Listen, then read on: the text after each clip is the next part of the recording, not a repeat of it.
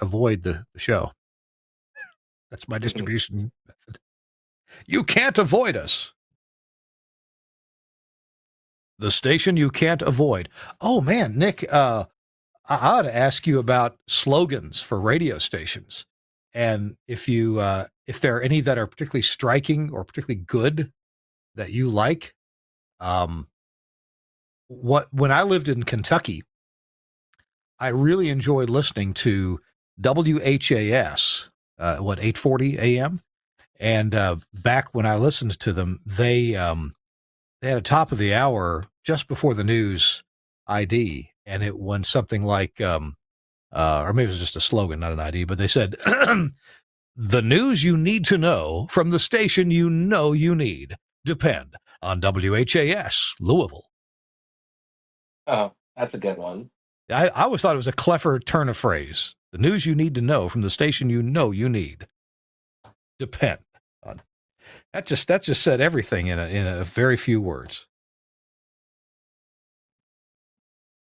What about I like the slogan for 10-10 wins. You give us 22 minutes, we give you the world. Yeah, that's always been a good one. Very, very effective and a very good positioning statement.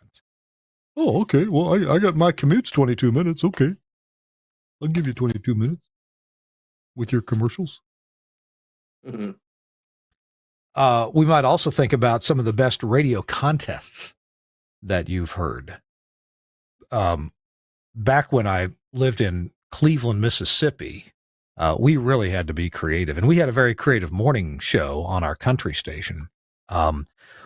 We didn't have money for prizes, so we had to trade them out, and we traded with a local butcher shop, right? And so we would give away meat. Oh. and we had like a Wheel of Fortune. I don't know if it was a real in studio Wheel of Fortune thing or if it was just a sound effect, right? But they would spin the wheel, and it was called the Wheel of Meat. And so, see, like that's what radio is missing nowadays. Yes.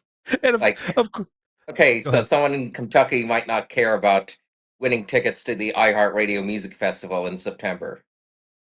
Right. But they might care about winning tickets to a local concert. Sure. Yeah, there's that. Yeah.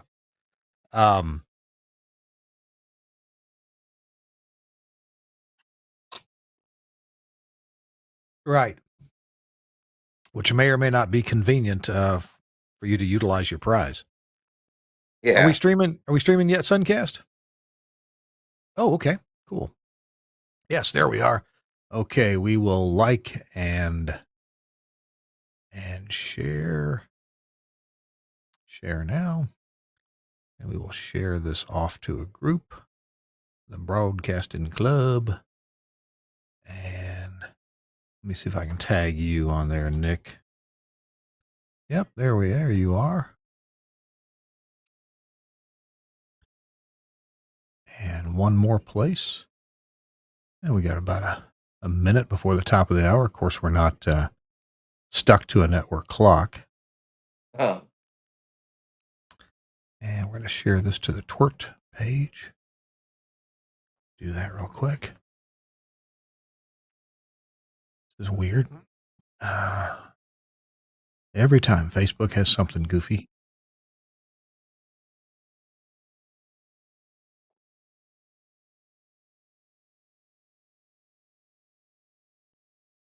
Right. Okay.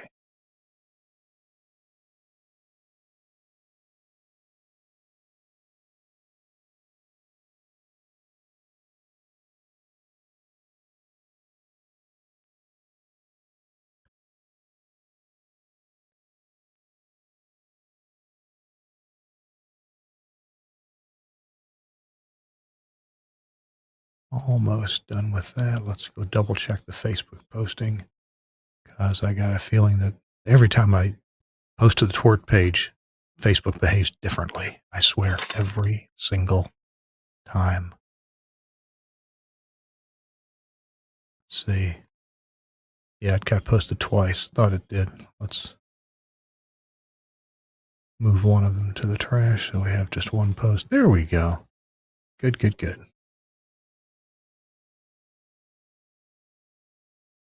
All right. It's top of the hour.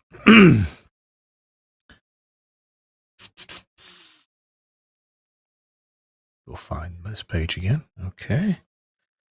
All right.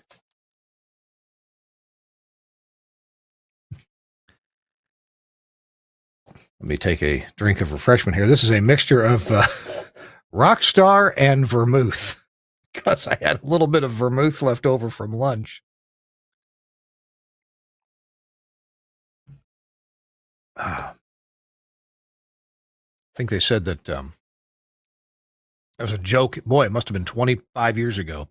Ted Kennedy came up with Senator Ted Kennedy came up with a drink. It was a combination of Weight Watchers protein drink and Red Bull. You can no, wasn't that? No, Weight Watchers and vodka. You can get drunk and lose weight. Uh, Terrible. like that's mutually exclusive. Yeah, exactly. Exactly. You can either get drunk every day or you can lose weight. But alcohol has calories. It sure does. They take priority. Okay, we're ready to start, and this is episode 758. Suncast is at the controls. I'm Kirk Harnack, and we'll start the show in 3, 2. Hey, welcome into This Week in Radio Tech, the show where we talk about everything from the microphone to that light bulb that came off the top of a tower. Hey, I'm Kirk Harnack here in Nashville, Tennessee, in the Telos Alliance studio. Can you tell? Yes, we're branded, the Telos Alliance studio. I want to give my friends at Telos Alliance a big thank you for giving me a couple hours off on Thursdays to work on the show. And we appreciate them very, very much. It's a fantastic place to work and a fantastic place to get your broadcast gear. So I really appreciate them, all my friends there. Hey, Chris Tarr couldn't be with us today, so we wish Chris well. Maybe we'll see him next week. And we've got a guest, though, who's going to fill the hour with some amazing stories. And I tell you, I talked to our guest yesterday, and we had a great conversation. I thought this is going to be an interesting show. We've never done a show quite like this before. And so maybe you've seen his posts on Facebook. Maybe you've talked to him in person at an NAB show. I've met him at a party in Las Vegas, and we've just had some good conversations. He's very insightful about his area of expertise. And I'm going to give you my title for him first is our guest is a professional radio listener. And more than just a listener, he's a professional observer of the industry, especially in terms of what the audio is coming out of the radio that the audience enjoys or sometimes doesn't enjoy. What are the technical aspects of the transmission? So he really, really looks after metadata, RDS, DTS auto stage, pad data from HD radio. And he's got a lot of interesting perspectives and opinions. So without further ado, ladies and gentlemen, let me introduce to you Mr. Nick D. Nick, welcome in. It's good to see you, sir. Good to see you too, Kirk. You Hello, everyone. You're coming to us from Las Vegas, you said. Tell us about where you are. Yes, I am. Yeah, I'm currently in Las Vegas, but I travel around the country so much, I'm hardly ever home. Yeah, yeah. You live a very interesting lifestyle, and I because people ask, I'll just say that you told me you have an independent source of income, which allows you to travel a lot, almost completely at your whim and will. You travel to places that you enjoy being, and one of your greatest sources of entertainment and joy and maybe frustration from time to time is listening to the radio. Tell me about your love for listening to the radio. I've always liked listening to the radio since I was a kid. 'Cause I just felt like there's a connection to the DJ and the community that the stations are in. It's just I've also been interested in the propagation of the radio waves. Like I've been into DXing on FM and AM. I'm also interested in like different content in various parts of the country. So, boy, that's going to bring up a whole lot of questions. We've got a lot of things to talk about. I know that Coming up on the show, we're going to hit a spot break first here, but coming up on the show, we're going to talk about your love for classic hits and how that is executed differently across the country, and maybe how it's Yes. executed similarly. We're going to talk about local radio, non-commercial. Also, there's an app that you really recommend that you like. We're going to talk about that. We're also going to talk about technical deficiencies, and you have an engineering degree. We'll get to that in a bit, but the what you notice technically about stations. And so I'd love to get as we move through the show, some of your perspectives on, what do you find as some common themes that stations are doing wrong that they could improve? And maybe a station thinks they're doing everything right, and yet, oh, you've overlooked this. Let's get that right, and then you will be doing everything right. So that'll be coming up.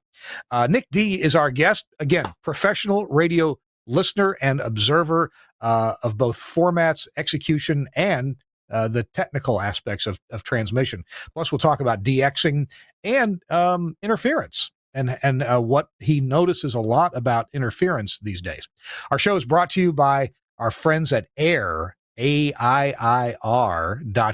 And at AIR, they have introduced a new service. It is a music scheduling service that right now, it's free. So the ad goes like this. Uh, I wrote all this down after really studying and talking to Ricky Lee about this. Hey, are you tired of wrestling with clunky music scheduling software?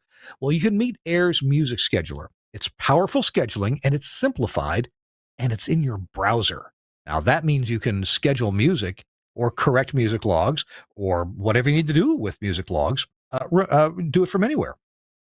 With drag and drop clocks and reusable templates, you can build a day's playlist or an entire month in moments. You can import your existing library, or you can start fresh if you want to, and then you can assign categories, commands, and audio types really with lightning speed. The cloud-based platform frees you to schedule from anywhere, anytime. Oh, did you forget to do something? Well, guess what? 9:30 at night, you're watching something on TV. Oh man, I forgot to schedule this or that, or I needed to insert some more Chuck Mangione, for example, who just passed away. Well, you can do that anytime. No installs, no headaches, and with fully customizable rules for artist separation, tempo flow, title thresholds, and more. You'll always hit your station's unique sound. And of course, what I love is you can break the rules if you need to. See issues highlighted in real time and get instant fix suggestions and export logs effortlessly. You can export them, of course, to Playout 1 because AIR is also Playout 1, but you can also export to Wide Orbit, to Myriad, to Play It Live, to Station Playlist, and the list is growing. So you can try AIR Music Scheduler free throughout September or through the end of September of this year, 2025. And after that, it's just $60 a month per station. So you're ready to simplify your scheduling? Well, visit air.com. That's AIIR.com/scheduler and sign up today at air.com. Thanks a lot, air.com, for doing this service. You're going to find more and more services that you need to deal with are hosted on the web. So you can actually handle them from anywhere. Just like you handle your banking now. You do that on the web. You can schedule your music on the web. It's really effective. All right. Thanks again, Ricky Lee at air.com. So we go from Ricky Lee to Nick D. Nick, all right, we got so many topics to jump into here. The first one, well, we can do whatever order you want to, but the first one that I mentioned was classic hits. Now, I got to tell you, I'm a big fan of classic hit music. I'm an engineer of the 80s. I grew up in the 70s and listening to so much 80s music. Tell me about this format, classic hits, and why it's such a favorite of yours. Well, I really liked soft AC the most, but Mm. there just aren't that many soft AC stations around the country. So I listen to classic hits most of the time. I've always been an old soul. I've liked music from before I was born in 1988. I really liked 50s and 60s oldies when I was a kid.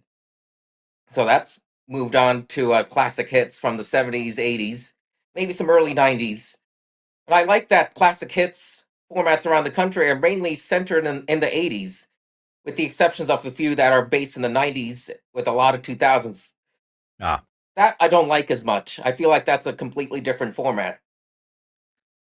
so we're going to talk about audio processing on different formats in just a minute, but I got to ask you about a narrow genre that Kirk Harnack really likes. And if I listen to it for weeks on end, I'll start to get tired of it because the playlist is a little short, and that's yacht rock.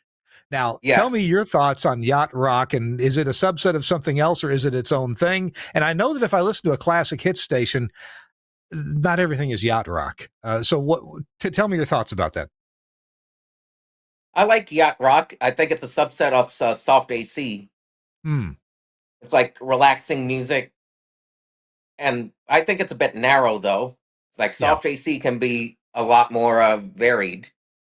Even have some hits from today. Yeah. During the summer, I've listened to the Yacht Rock channel on Sirius XM, and yeah, it gets repetitive after a while. And Yes. I Oh spent yeah. about 2 months listening. I have a Wi-Fi radio out in the hallway just outside my office, so I just keep it on just enough to hear what's going on. And I spent 2 months listening to iHeart's streaming Yacht Rock channel, and on the one hand, I really love every song they play, and on the other hand, it got repetitive. You know, after 2 months, it got repetitive. I wonder how many songs are in a typical yacht rock playlist. 200, 300, something like that. Yeah. I'd say not more than like 250 or so. Yeah, yeah. I All feel right, like talk to me. about 500 titles is like the sweet spot. Okay, for any format, or for a yacht rock or classic hits format. For most like hit based formats, like classic Yeah, hits. yeah.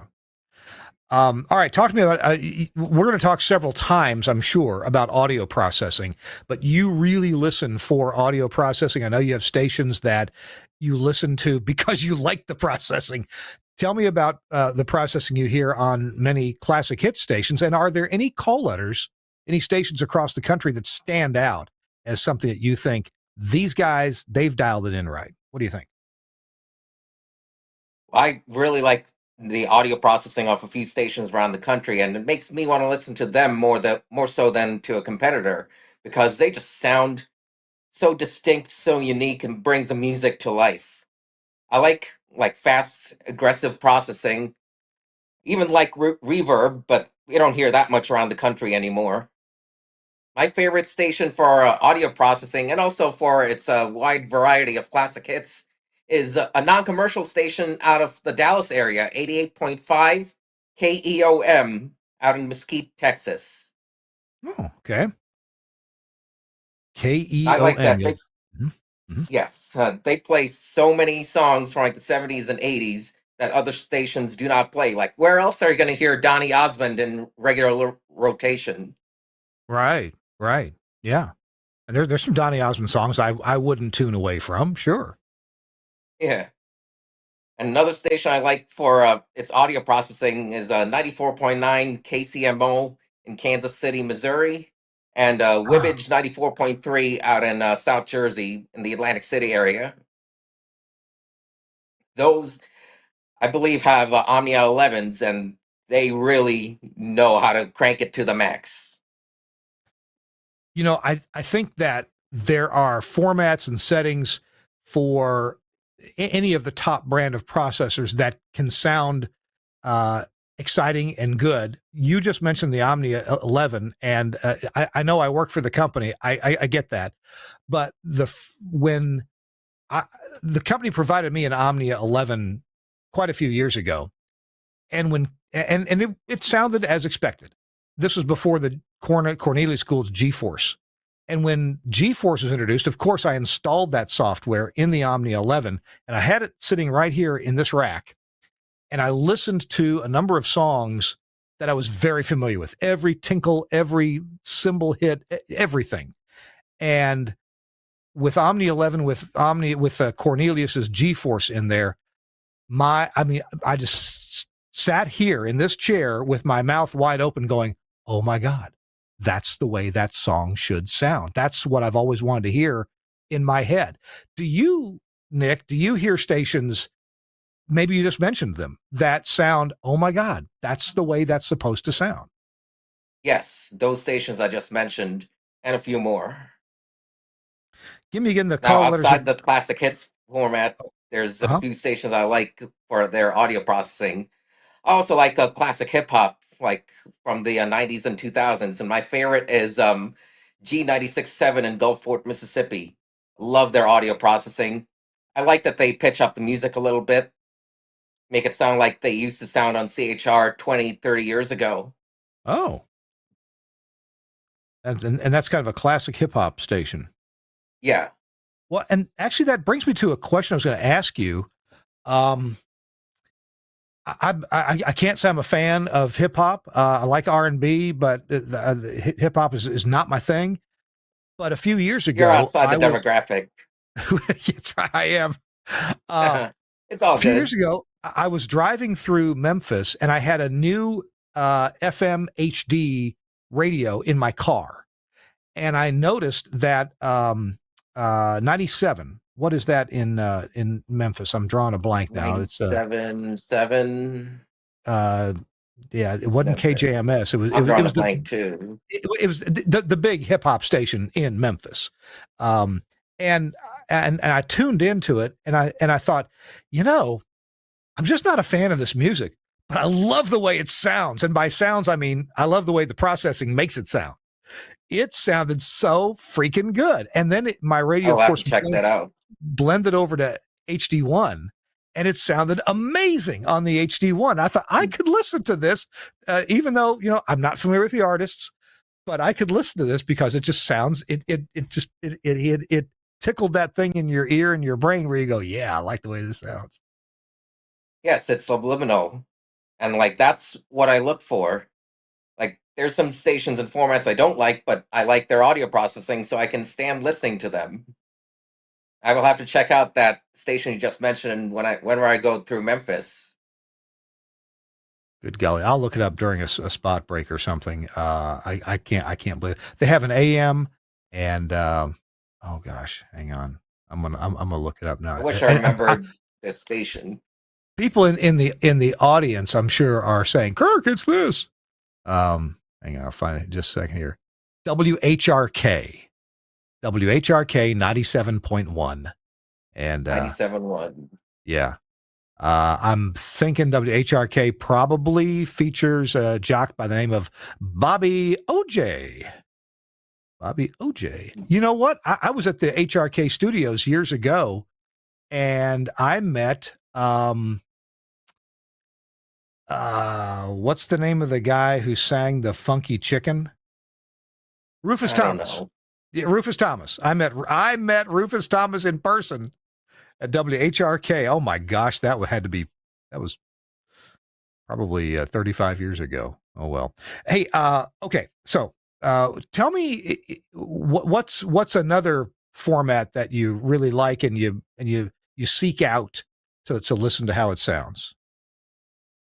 Well, another format I really like was electronic dance music, but radio Oh, has EDM. not really Oh, embraced that format yeah. throughout the years. However, here in Las Vegas, we are lucky to have two stations playing EDM all the time. And they've been around since 2023, so I would think they're doing well. Wow. Wow. Okay. Yeah, I don't think of EDM on the radio because yeah, you're right. There isn't much. Um, Something else that I don't think of as being on the radio, but I enjoy sometimes for a few days in a row, and that is so-called lo-fi music. Do you ever hear lo-fi on as a format? No, I haven't. Yeah. There on YouTube, there's a channel. The main channel is called Lo-Fi Girl, and the fellow who programs that, I believe, is rather reclusive and lives in France, but he's very good at uh, the song selection. And there are other lo-fi formats, and I don't know, they just don't do it for me. But this guy's Lo-Fi Girl does a great job, and I always thought it would be a great HD2 or HD3 format. It's something that I can listen to all day long and just leave it on. And it's the kind of music that your brain doesn't have to think about, but you enjoy it while you're listening to it. What about other major formats like country, or mix type formats or jack type formats? I'm interested in your thoughts on audio processing for those formats. Well, let's talk about a mix format. The best of the '80s, '90s, and today. What kind of processing do you think is most useful there? I'm not a I'm not a big fan of hot AC, but I Hmm. think some less aggressive processing would be good for a hot AC or a mainstream AC station. I just don't like much of today's music, so that's why a hot AC doesn't really appeal to me. In fact, I used to like the AC format 20 years ago, till they started adding like too much contemporary and not enough adult music. Ah, gotcha. Um, Do you have any thoughts about processing for other formats? I know that in many parts of the country, contemporary Christian music is a big deal. K-Love certainly has a lot of outlets, as do Family Radio and Way FM. Do you listen to much of that, and what do you think about their chosen processing? Like, no offense to the fine people who work at the at EMF and the other religious broadcasters, but it's just not my thing, so I don't listen to them. And Gotcha. I don't like how K-Love and other religious broadcasters are buying out the commercial stations and just basically making it one fewer station for me to listen to. Ah, gotcha. Well, I think that happened in New York City. A lot of people were upset about that when K-Love got a big signal there. Nick, after our next commercial break, we're going to chat about some of the technicalities of broadcasting. You've experienced plenty of spurious interference, spurious transmission, and other kinds of interference. And of course, we want to talk about metadata and how what you observe in some markets. Maybe it's competitive for metadata and people are all kind of get on the ball and do it right, but in other markets you don't find much at all in terms of RDS or pad data or anything like that, title and artist. So what we're going to talk about that. We're talking to Nick D. Nick is what I would call a professional radio listener. He's like a P1 for every market. All right, that's not how P1s work. He's going to tell us, as it's nice to have somebody that's an observer and to tell you, hey, Kirk, here's what's wrong with your radio stations in Cleveland, Mississippi. You need to do this or that. And that's a perspective that's worth knowing about. Our show This Week in Radio Tech is brought to you in part by Broadcast Bionics, and something that they have been doing for some years now, that stations just keep snapping up and subscribing to and getting, and that is the Bionics Studio, which encompasses a number of different technologies and workflows and things that pop up for the talent in the studio. So let's hear about Broadcast Bionics Studio. Welcome to the Bionic Studio. The Bionic Studio brings all audience interaction to the fingertips of a production team in radio, TV, and podcast. Our workflow-led system is working 24/7 around the world for small broadcasters and national and international networks. Our telephony module, Bionic Talk Show, allows cost-effective centralization, remote operation, scalability, and resilience across an entire network of stations, but at the same time is used in single-studio self-op environments. Social media curation and activity is now considered a broadcast-critical part of programming. Bionic Social means the studio isn't overwhelmed with a wall of interaction from an ever-growing number of social platforms. We combine SMS, MMS, and email, together with a speech-to-text service for listeners using smart speakers. We enable studio teams to curate, filter, and display all platforms in one place, and post text, images, and video content to multiple platforms in one operation.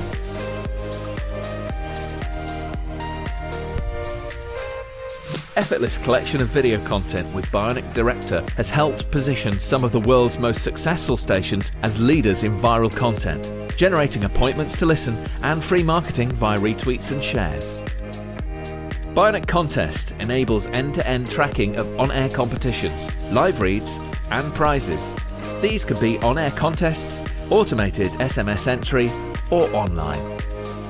Anywhere, and Skype TX for Radio brings high-quality audio and video contribution into the studio with ease.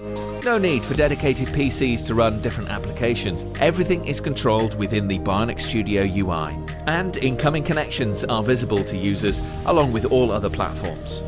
Our codec integration enables connection, algorithm configuration, and directory to a wide range of IP and ISDN codecs. The Bionic Studio, a unique suite of products designed to enable your talent to work smarter. You know, at Bionics, Broadcast Bionics, they've really designed everything they make to make creating good radio easier for you. Really an extension of what you're doing now, but makes it better, especially with social media posts. Your talent essentially does what they do now, and they get more out of it. Plus, they get more connectivity and more information appearing in front of them. So check it all out from bionics.co.uk. And they have dealers all around the world. Probably your favorite broadcast equipment dealer could very well be a Broadcast Bionics dealer. It's Kirk Harnack This Week in Radio Tech. Chris Tarr has the day off. Hopefully he'll be joining us next week. And we're talking to Nick D. If you're just joining us, Nick is what I would call a professional radio listener. And his perspectives then on what he hears and what he sees are worthwhile for us as engineers to and program directors to take heed of, make note of it, and see if there's any adjustments we need to make. Nick, let's talk about signal clarity, signal purity. What are some of the most egregious things that you come across the country with regard to stations' signals? One of my biggest pet peeves is when the HD1 and the analog signals are not aligned. I always say, like, if you don't have a Justin, you'll be a Justin. Okay. All right. Wow. So, all right. For those who don't know, the way the whole HD system was designed, your HD1 is a programming duplicate of your FM analog, right? But HD has a total delay between the encoding delay and the receiver delay of somewhere, around 8 or 9 seconds or so. 8 seconds. Yeah. And so typically the FM analog signal has to be delayed by that much because FM analog gets transmitted, typically there's very little delay there. There never has been. You can listen off the air. And it gets delayed in the radio while the digital HD is being reconstructed and error corrected and all that stuff before it plays out. So you got to delay your FM analog by that like amount, about 8 seconds. But it's possible for this to wander around just a bit, or egregiously, some stations never set it properly at all. Do you find that? Do you find sometimes a huge delay or huge difference? Yes. There's some stations that I've noticed have never synced their analog and HD. And so it's annoying that if I like their format, I want to listen to them, and I'm not driving through their 60 dBu, I'll have to disable the HD reception in my car radio to be able to enjoy it. Well, you know how to do that, and I think most car radio owners would not know how to disable HD. I had a radio that you could, but you had to go through a menu to disable it. And just to be clear, what you're talking about for the few people who have not experienced HD reception, the whole idea is if HD is available, if HD1 is available, again a duplicate of the FM, your radio will switch to that HD1 and play you that decoded audio. But if the digital signal kind of falls off the digital cliff, so to speak, and it's not decodable reliably anymore, then the radio will switch back over to the analog signal, the FM signal. And if you have it all adjusted right, this transition between what analog and HD is reasonably seamless, even if your processing can be even made to sound pretty similar between the two. And so that actually, Nick, leads me to ask, on stations that are well adjusted, is it actually a little tough to tell the difference between HD and FM? That's actually ideal. I should not be able to tell difference between the analog and the HD1 audio if they're doing it right. Even the processing should sound similar. Yeah, yeah.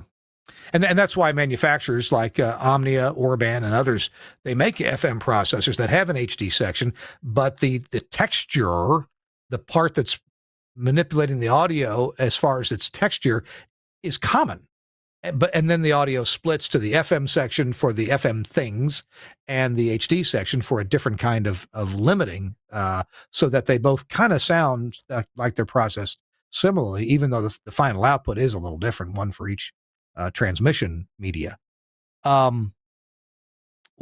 So if stations don't have this, now let me ask you this: if there is a difference between the two of just a few milliseconds, where if you really listened, you could hear it, but it doesn't bother you, does that bother you if there's just a little difference in the two? Like if it's a few samples off, I may not be able to tell, unless maybe Yeah. I notice a flanging sound when it switches between the FM and HD1. But Yeah. if it's more than, like, say, a tenth of a second, that's definitely noticeable. Yeah. So when the rhythm changes, right? Well, hey, Yeah. the drums just came in quicker. Well, that's because it just switched from one to the other. Okay. What about your observations about other HD channels, HD2 and 3, and some stations doing an HD4? Are there things that stations do that are good, and are there things that stations do that technically are annoying with those upper HD channels? Well, I like that HD2s and HD3s sometimes have, like, unique formats not heard anywhere else in the market. Like, say, if a station switches its format, they put the old format on the HD2. I like that. I also like when the stations let the PD or the engineer run the HD2 to their heart's content and play whatever they want. Like, my favorite HD2 in the country is KXBS 95.5 HD2 in St. Louis, Missouri, run by Mike Couchman. It's an EDM format. The HD1 is a religious station, but I listen to that as far as long as it comes in whenever I'm driving through the St. Louis market. Wow. Okay. Interestingly, St. Louis is where I first heard AMHD done well. And I had heard it done, I thought, rather poorly in a few markets. But when I got my HD radio in my Toyota 4Runner, I made a sales trip up to St. Louis. And I was actually visiting KFUO, which is an FM station, and they have an AM that belongs to, I guess, the Lutheran seminary there. And I was interested in seeing them because my dad actually went to that seminary.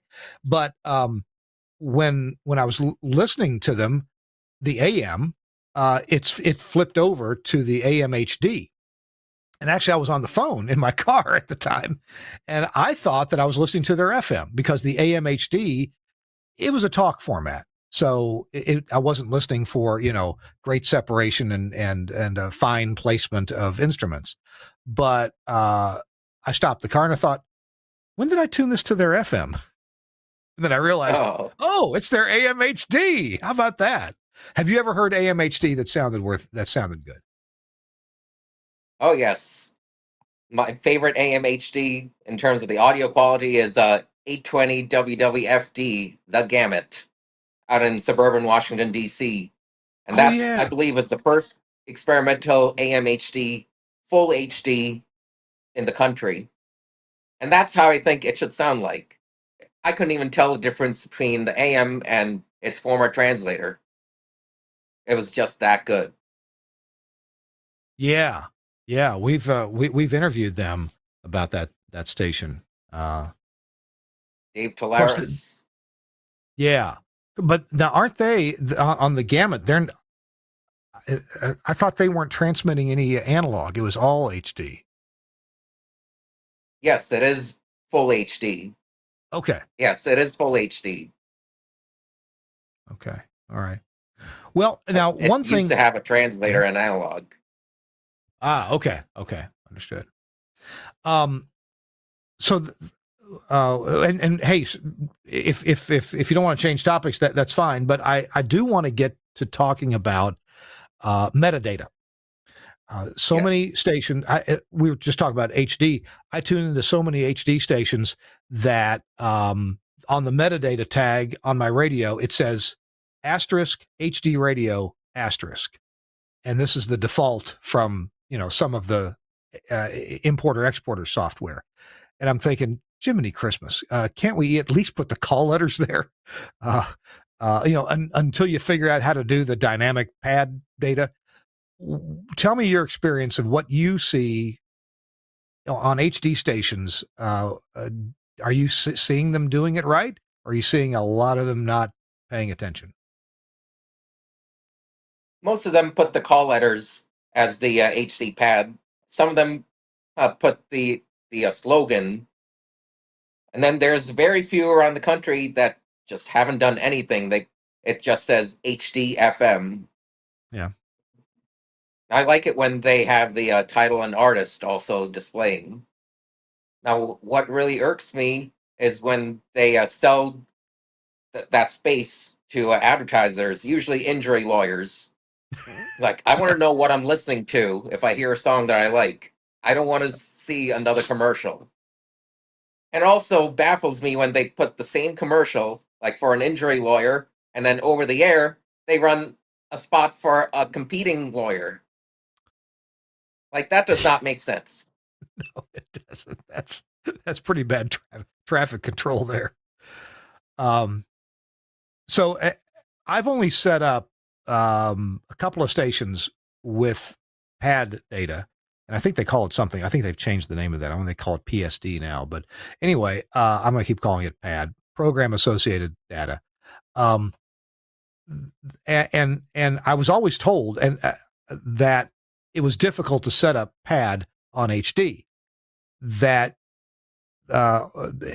engineers of ordinary intelligence like me really couldn't do it very well, and so we ended up buying a piece of software called Meta Radio, and that solved our problem in 20 minutes. I mean, 20 minutes after I installed it, we had the HD1 plus our HD2 plus our HD3, three different programs, all supplying title artist into our importer exporter from Nautel, and bam, it just worked. It wasn't that complicated.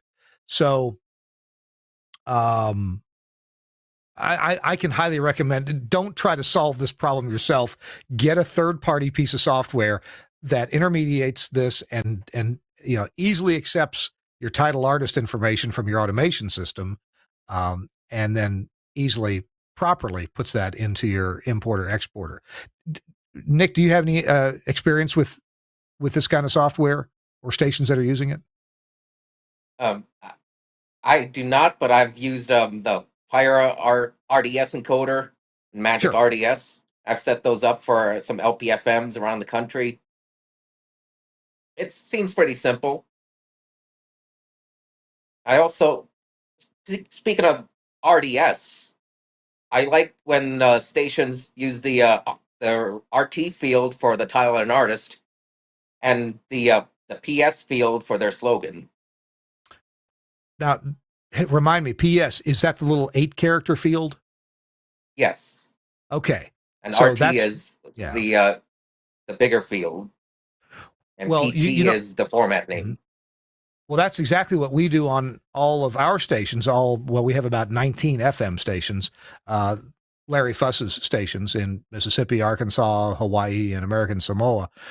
We do exactly that because that little scrolling 8-character display, I don't like that, man. My wife's car doesn't have the RT, the radio text display. It only has the PS display. And we listen to local stations here when we're driving around, and you have to wait so long to find out who's the title and artist because they also stick in their station slogan and the frequency and blah blah blah. So you're not watching the road, you're watching the radio. Is this which artist is this Garth Brooks, or who is this? And that's distracting. So yeah, the RT display is really good. Are there other fields in RDS that are worth worrying about? Well, in the US, we don't really use the AF field, alternative frequency, but in Europe, they use it a lot more. I wish that there was a more useful implementation of it in the US, because there's many stations that have multiple frequencies, like translators or simulcasts, and listeners would not memorize all the frequencies of the stations they're listening to as they travel around, so they just tune away once it fades out. Gotcha. Yeah. Um, in the last 20 years, local radio has had a number of competitors pop up, right? So we've got Sirius XM radio and lots of formats to choose from, and they control the transmission end and the receiver end. So you're likely to have a well-controlled experience with Sirius XM.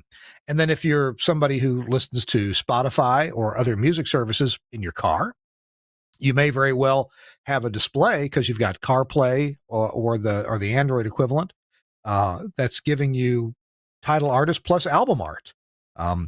When I recently sold my one of my cars, but I had put an aftermarket nice big display in there, navigation display, and it had CarPlay, Apple CarPlay. So when I would listen to my own station streaming, and our streaming service puts in the album art for you based on the title and artist that you're providing to them, that was all very nice. And that doesn't happen on FM. Oh, except we haven't talked about DTS Auto Stage. Do you have much experience with DTS Auto Stage? Yes, yes. The car I have been driving around the country for the past several months has DTS Auto Stage, which gets the metadata not from the stations themselves, but from the DTS server that the stations push out their metadata to. Mm-hmm. So it shows, like, it doesn't show the call letters; it shows the actual station name, which the listeners would identify with, and the title and artist song may not come from the RDS, but would come from the DTS feed.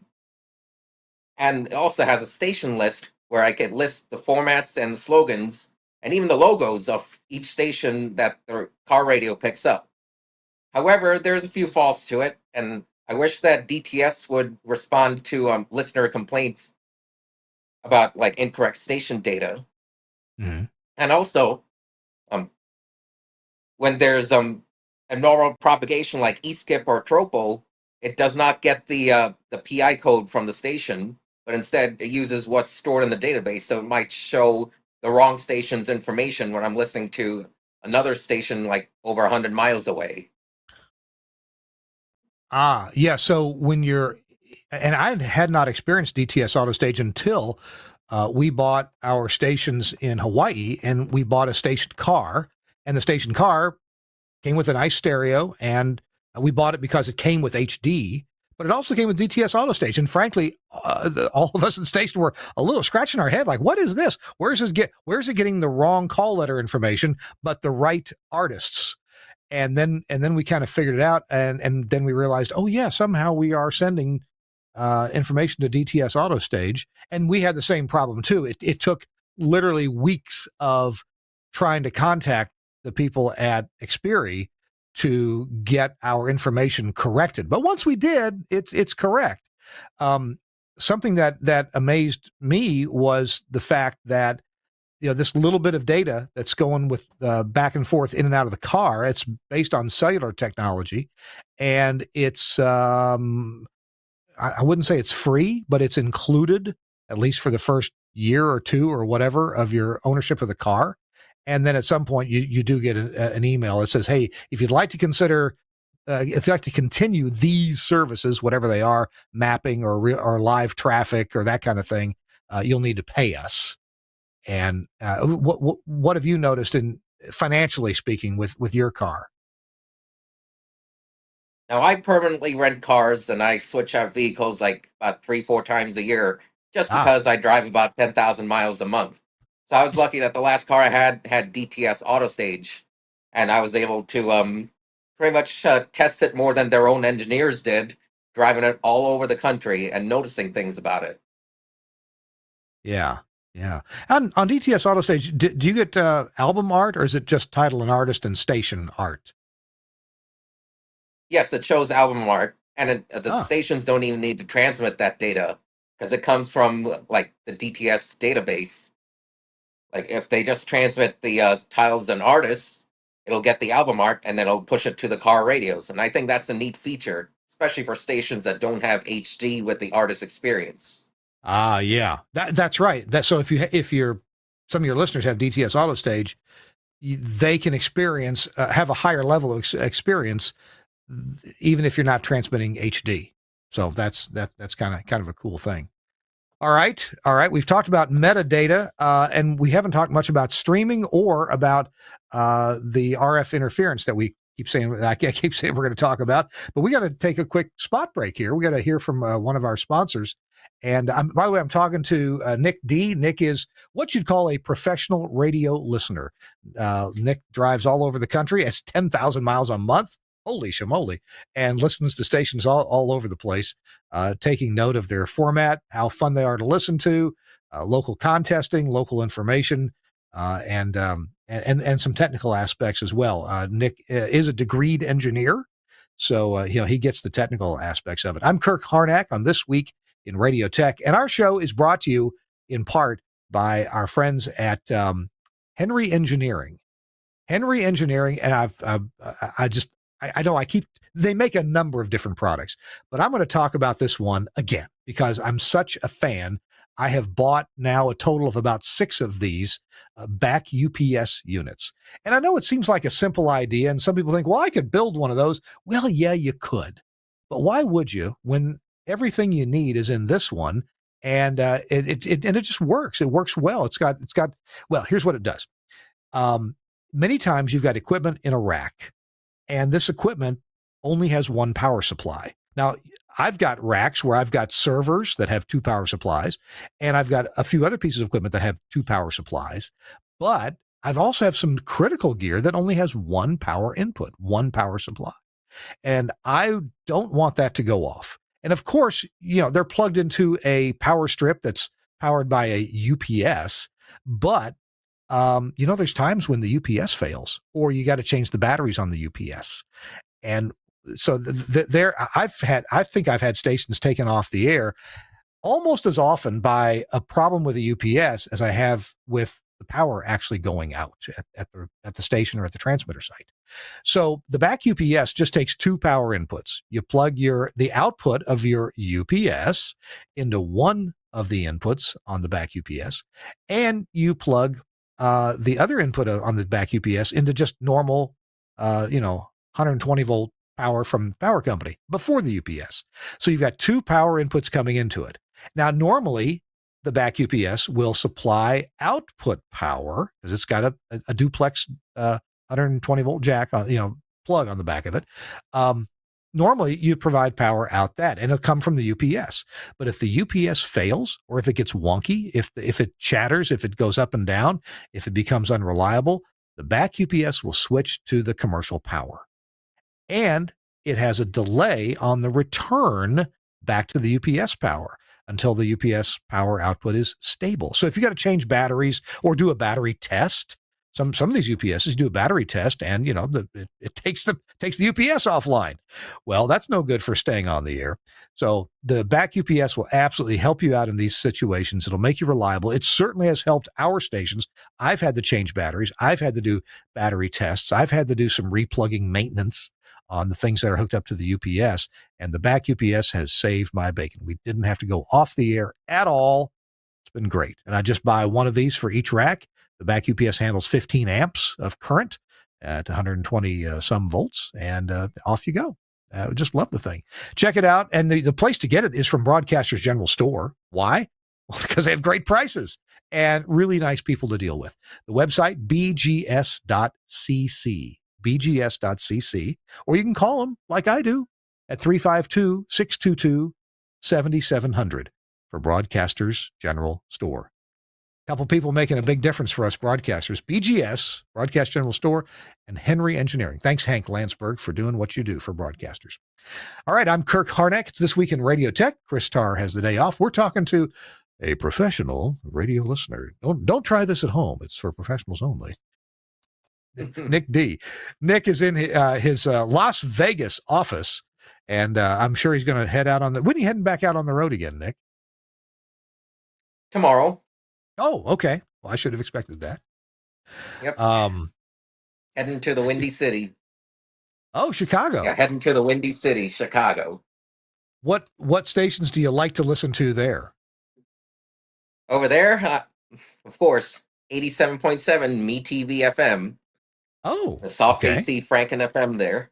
And I also Franken like FM. 104.3 Jams and Throwback 100.3 for my classic hip hop fix. Yeah. Not really a fan of how WLS sounds anymore, now that they've modernized. Like, I don't want to hear Lady Gaga on classic hits. Oh, gotcha. Yeah. Man, if I could tell you a quick story, I'll try to keep it 1 minute. Years ago, when Frank Foti came out with the Omnia AM, it was the Omnia 4.5 AM, maybe it was, or maybe it's the Omnia 5A. Anyway, an Omnia AM processor in the same physical box as an Omnia 6. But it was optimized. The software was done for AM. I was invited to go to WLS, the big 89 WLS in Chicago, and demo this processor. And I got to Midway Airport, got my rental car, had my Omnia AM with me, turned on the radio, listened to WLS, and I thought, oh my goodness, they sound really good. Is this going to be competitive with whatever they're doing now? And they were using the Orban 9100 processor. When I got to the transmitter site with Warren Schultz, the engineer, he showed me what they were using, and I said, Warren, man, you sound really good. We'll try the Omnia, but man, I don't know. So we put the Omnia in. Warren was very helpful. We ended up, I spent probably 45 minutes adjusting. We ended up putting it on the air, did a few A/B comparisons. What we noticed was on all programming, the Omnia was about a dB louder, as shown on their RAM brand meters, and phone calls were more intelligible, and that was a little surprising. I did not expect that. So we left it on the Omnia, went to lunch, came back, and the long and the short of it was, at least back then, this would have been in the early to mid 2000s. They ended up staying on the Omnia processor. So anyway, good success story. That was kind of cool. Nick, what's been your experience with stations changing processors, either for the better or for the worse? What's been your opinion? Like, I can tell when the audio processing changes. I've even notified a station that I noticed the audio processing sounded much better, and I complimented them for it. And they're like, "How did you know we just installed an Omnia 11?" That was Wibbage 94.3 in Atlantic City a few years ago.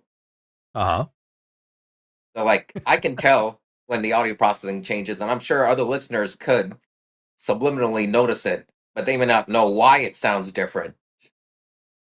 They just Yeah. know that it sounds different. Yeah. And then, of course, heard stations change their audio processing for the worse.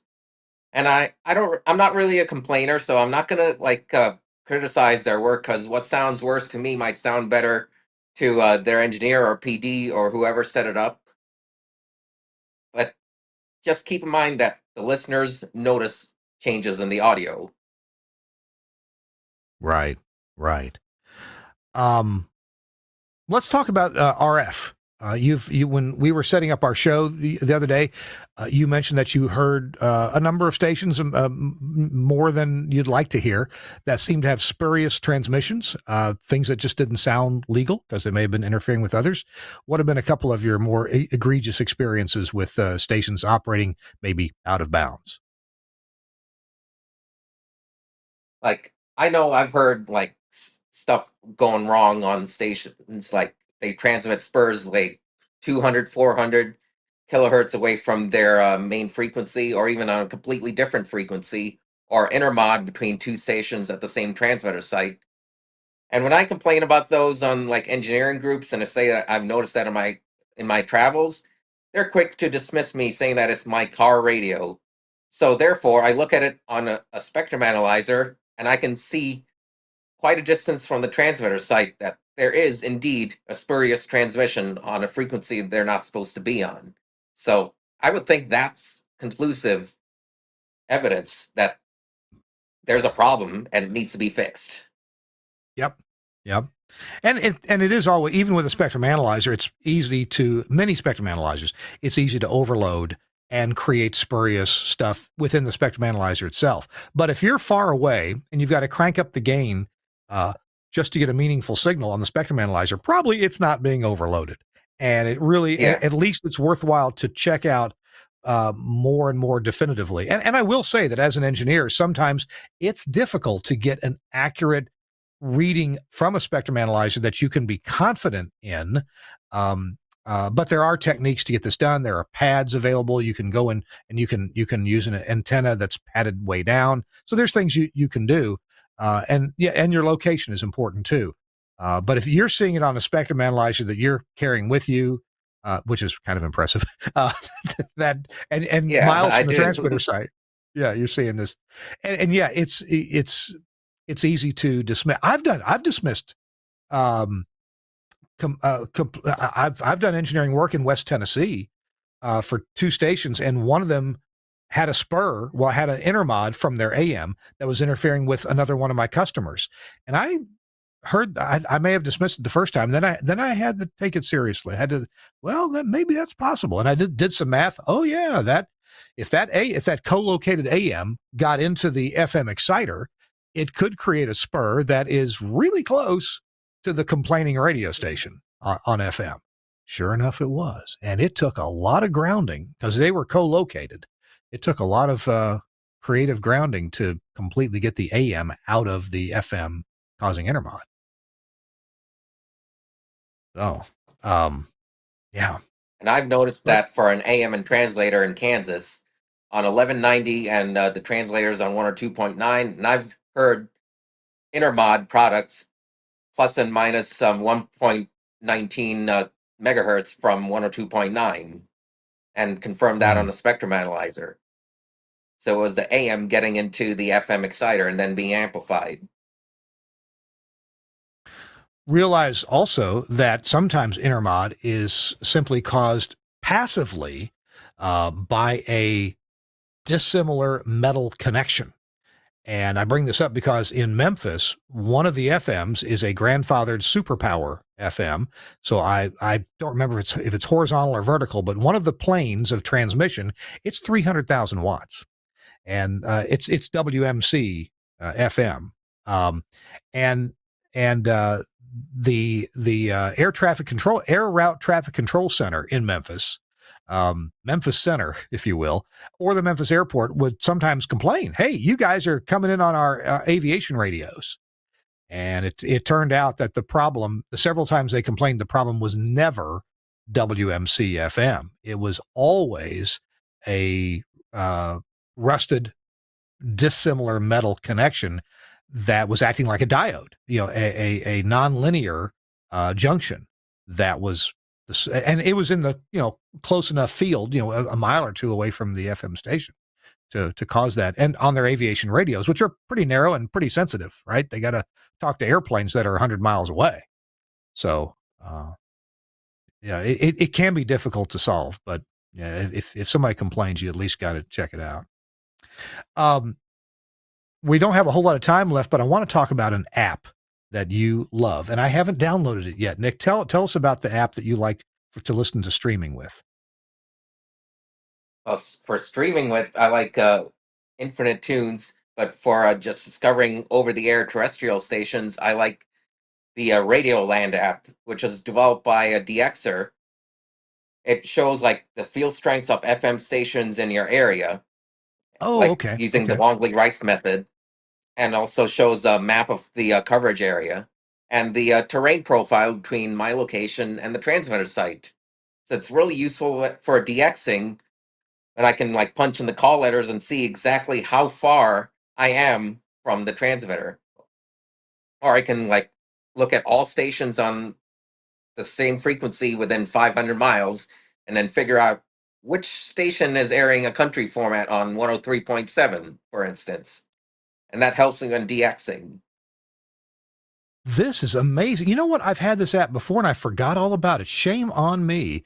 But here is Nashville, where I am, and WFSK is listed 88.1, and they're not real strong. They're just a 2-bay antenna on a dorm building at Fisk University. But then there's some other stations here. Wow, this is pretty cool. Yeah, and now, I like again, that. I understand Mhm. what the field strength means. Sure. Yeah, I understand what the field strength means, but the average listener does not.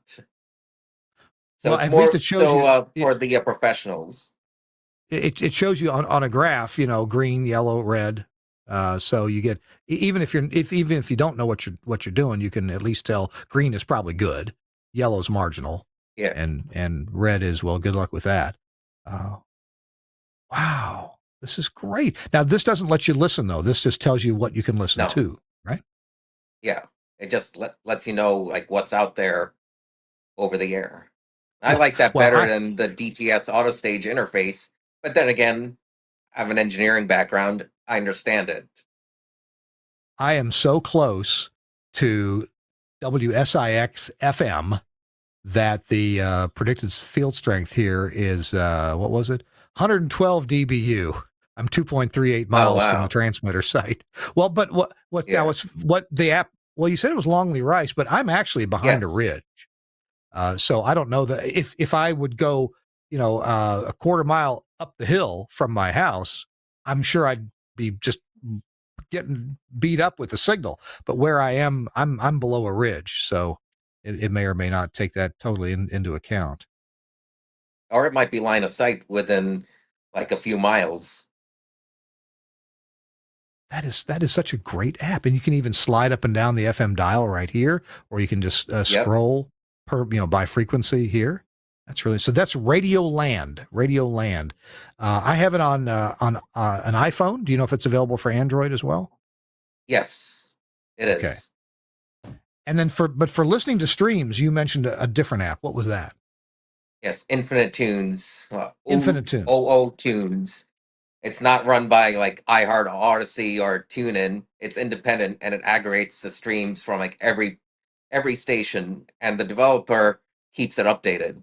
I've had that app since 2010, since I got my first smartphone, and I use Good that deal. almost exclusively for internet streams.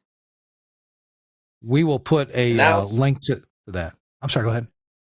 when I was speaking of like streaming radio, I feel like there should be a unique one platform that the masses can use to listen to every station, every terrestrial station in the country. And I like what iHeart and Odyssey just did, and that they've integrated the Odyssey streams onto the iHeart Radio app. But Mhm. then again, it's still controlled by iHeart Media. I wish that it was like independent and that they wouldn't be monetizing the streaming app. It would just be a way to listen to internet radio without any corporate backing. Yeah. Yeah. Well, along those lines, since years ago, probably 12, 15, maybe 20 years ago, I thought this would be a great service that the NAB could do for us. Now, on the one hand, it seems like something they should do. Like they set the standard for the design of the broadcast cart, right? And that worked for a long time. It seems like the NAB could have done an industry app for audio streaming. But I guess that didn't happen. So, I believe they tell you tried what, to use the yeah. FM chip in smartphones, but that didn't work too well. Oh yeah, yeah, yeah. That's I kind forget what the of name of tough. that app was. Well, there's some countries like in India. I think that did work out pretty well for them for some years. I don't know if it still does. And since data has now become relatively cheap on cell phones, that it's easier just to stream and get the audio that way than to build an FM tuner into a smartphone. I'm not sure. There may be political reasons as well, I'm not speaking to that, but certainly from a technical point of view and a monetary point of view, it's better for most of the parties involved just to let you stream the audio. But hey, at least nowadays, many, if not most stations are streaming. It may be hard to find. You may need a different app. You may need, one app or another. There may be confusion. If you ask, the she who shall not be named over here in the corner to play a particular station for you, good chance it'll pick the wrong station unless that station has a skill, has an Alexa skill. So, hey, Nick, we're going to be right back with a final word in just a minute. And Nick, I'm going to need a tip of the week from you. Oh, shame on me for not mentioning that earlier. So if you can, during our commercial break, think of a tip of the week for us to look at. We got plenty of items to put in our show notes for today, so people can follow up on some of the things that you've mentioned. Our show this week in Radio Tech is brought to you in part by our friends at Angry Audio. Angry Audio. They make this Rave audio console. And I follow Angry Audio on Facebook. Maybe you could too. And they show pictures of stations that have installed the Rave audio console. You should check it out. You check out their website and see pictures of the Rave console.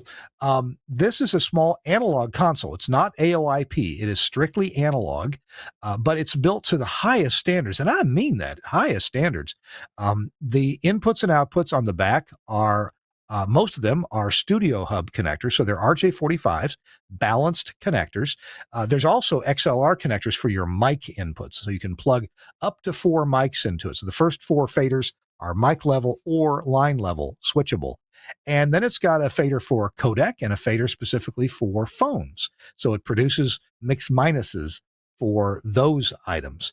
It's got what they call aircraft quality buttons, switches that, are good for at least 100,000 button presses. The faders are high quality sliding faders. The meters easy to see from across the room.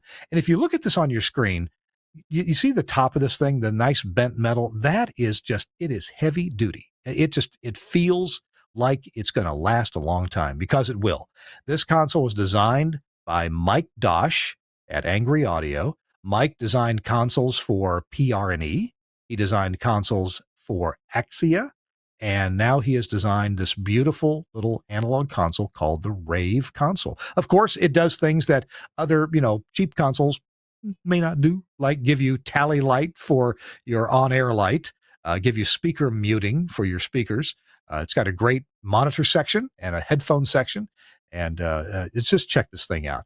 From any broadcast equipment dealer, in fact, I just talked to a guy today who he was installing a Rave console that he got through his favorite dealer, Jim Offerdahl. And you ought to check it out. The Rave console from Angry Audio. You can read all about it. The website is angryaudio.com, angryaudio.com, and you can buy it from your favorite dealer. Hey, the other people to talk about here is Max Connect. And a lot of times we talk about Max Connect's wireless options for their 4G LTE prioritized data that works when other cellular services don't, because it's on prioritized data channels, fixed IP address, and all that. Or Max Connect's U.192 product that gives you stereo FM audio out of computer programs.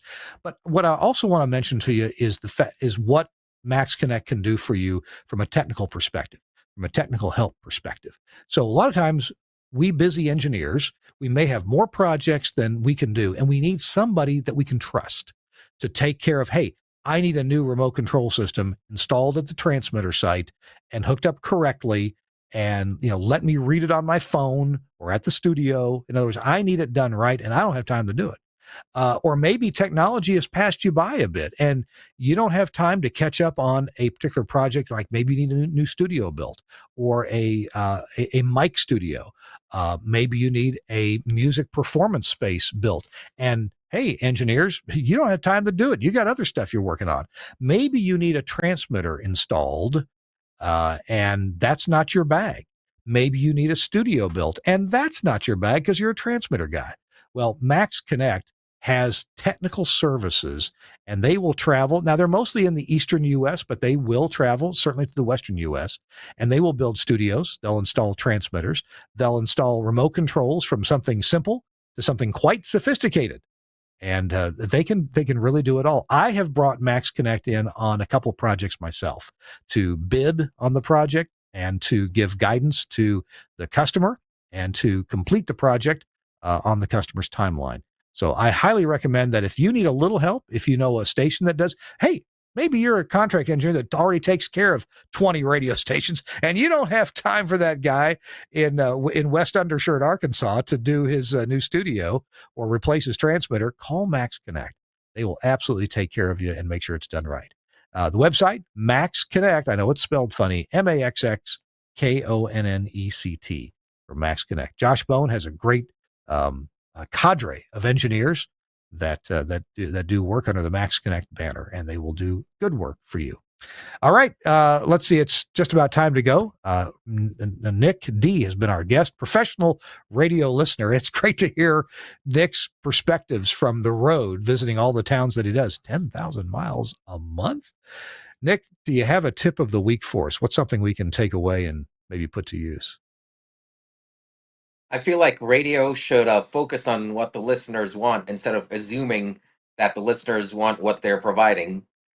'Cause I've noticed with most of the people who I travel with, they don't like to listen to the radio. They prefer Pandora and Spotify. I feel like that's just a lifeless AI stream. If I want to stream radio, I'd rather stream a distant terrestrial station that I like. But one thing that radio's really turned off listeners with is the short playlists and the 10-minute stop sets. People just don't have the patience to sit through 5-10 minutes of nothing but commercials just to hear a few songs and then more commercials. And it also devalues the advertisers, because who's going to sit through that stop set and pay attention to each ad? Yeah. So falls in the realm of programming, and of course the usual way that stations have tried to increase their revenue is to sell more ads. And but they only have 24 hours in a day, so that means cramming more and more into bigger spot sets. And you're right. There's a point at which, man, that as we say, that dog don't hunt, and it drives listeners away. And thank goodness I don't have to write the checks at my radio stations, but it can be a problem. There's some technologies that do help us run radio stations cheaper. And yet at the same time, we can use those technologies to keep our sound, to keep our information actually localized. I hope we're doing that at my stations. I know stations that are doing that. I know stations that aren't doing that. So yeah, shorter spot sets. That's for sure. Nick, I appreciate you being with us. You're off to Chicago, the Windy City, and I hope you enjoy. Thank you for having me. And of course, I drive a lot around the country, and I would love to do a road trip with a fellow radio enthusiast or someone in the industry. Yeah. Because I think those are the best. Like when someone actually gets what I'm doing, they're in the industry, they understand what's going on. Just hit me up. Well, and we can put do you have a website or contact information that we should put in our show notes? I'm not sure I want to. You could just put my tag me on Facebook. Okay, that's it. That's a great way to connect with people. Is that you can control the spam. Just reach out to me on Facebook. Okay, Nick will Chances are I'll probably be driving through your market sometime within the next month. We'll put your Facebook profile link in the show notes. Nick D has been our guest, and it's a refreshing break from some of the super technical talk that we do, just to hear the listener's perspective, and at that, a professional listener who listens to a lot of radio. Nick, you want to take a guess as to how many hours of radio you listen to every week or every month? It's probably more than a full-time job. Okay. Maybe more than 8 hours a day. Wow. All right, Nick, we got to run. Hey, Nick, don't hang up. We're going to grab a picture of you here shortly. Thanks a lot to Suncast for producing today's show. Thanks to you, our viewers and listeners, for being here as well. We got a great show coming up next week as well. In just a second, I will tell you about that. Oh, yeah. Dave Anderson is going to be with us talking about moving studios and having it actually be kind of easy to do. So I can't wait for that. And hey, in 2 weeks, we're going to be live at the Texas Association of Broadcasters. Thanks a lot for joining us. And thanks to Suncast. We'll see you next week on This Week in Radio Tech. Bye-bye.